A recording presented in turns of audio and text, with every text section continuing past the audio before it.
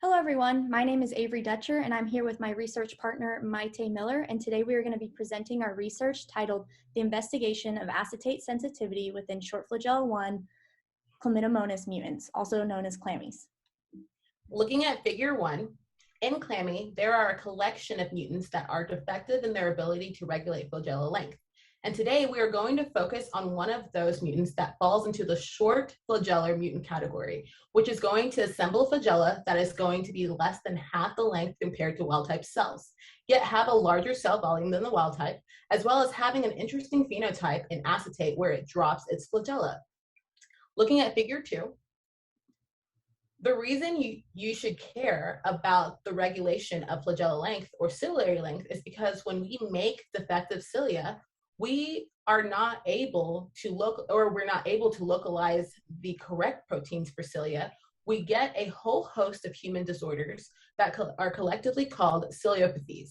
Ciliopathies are pleomorphic in that they affect multiple organs because cilia are present on almost every cell in your body. Here, you can see an example of some of those diseases.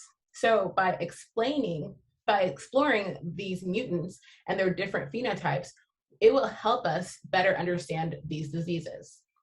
Looking at figure 3, we set out to improve the morphological characterization of short 1, which was originally characterized about 20 to 50 years ago and has not been worked on since. So one of those interesting things we found when working with this strain is that it took twice as long to grow as the wild-type cell did. So we wondered, why is that? We started to look at the cells more closely and we realized that these mutants were larger than the wild-type were. So we set out to characterize that by measuring cell volumes of at least 100 random cells. What you can see is when we did this with the wild-type cells, we ended up with a cell volume of about 50 microns.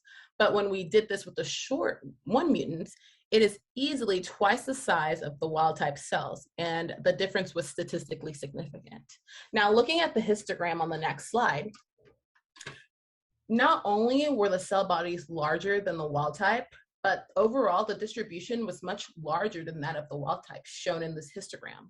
The blue represents the wild-type cells, and the short are represented by the orange. And you can see that the short have a clearly larger distribution and a bigger cell body area than that of the wild-type that it's concentrated in the smaller cell bodies.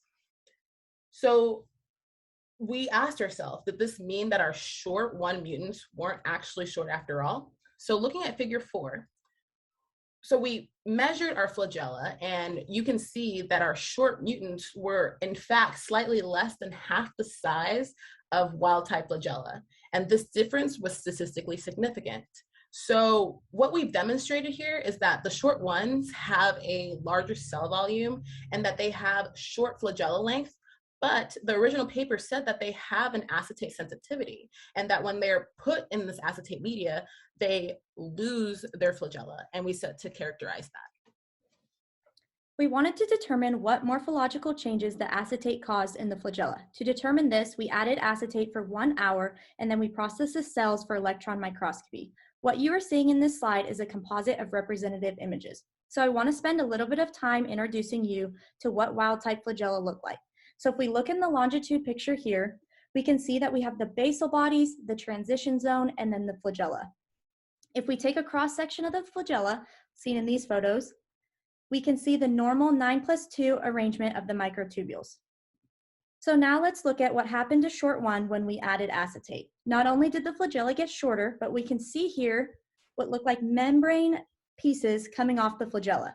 When we look at the short 1 flagella and acetate in cross-section in these images, we can see that the morphology is now abnormal. We can no longer see the round cross-sections that we saw in the images on the previous slide. Instead, we see bleb-like structures coming off the flagella, and the flagella seem to be more square-shaped. If we look carefully between the microtubule doublets and the flagellar membrane, we can see what look like these rod-like structures located at the blue arrows. Something that is very intriguing to us is the fact that the basal bodies and the transition zone microtubules appear to be unaffected by the acetate. It is just the microtubules that are out in the flagella that appear to be sensitive to the acetate. This finding suggests that there is something different about flagellar microtubules and that they are more sensitive to acetate than basal body microtubules. In conclusion, what we have shown you today is that short 1 mutants, although they have short flagella, their cell bodies are twice the size of wild-type cells. It is possible that this means that the regulation of flagellar length and cell body size are coupled together. And if you disrupt the regulation of one, then you disrupt the regulation of the other. Currently, we are working on methods to purify these rod-like structures out of the acetate-treated flagella to determine what they are composed of. Thank you so much.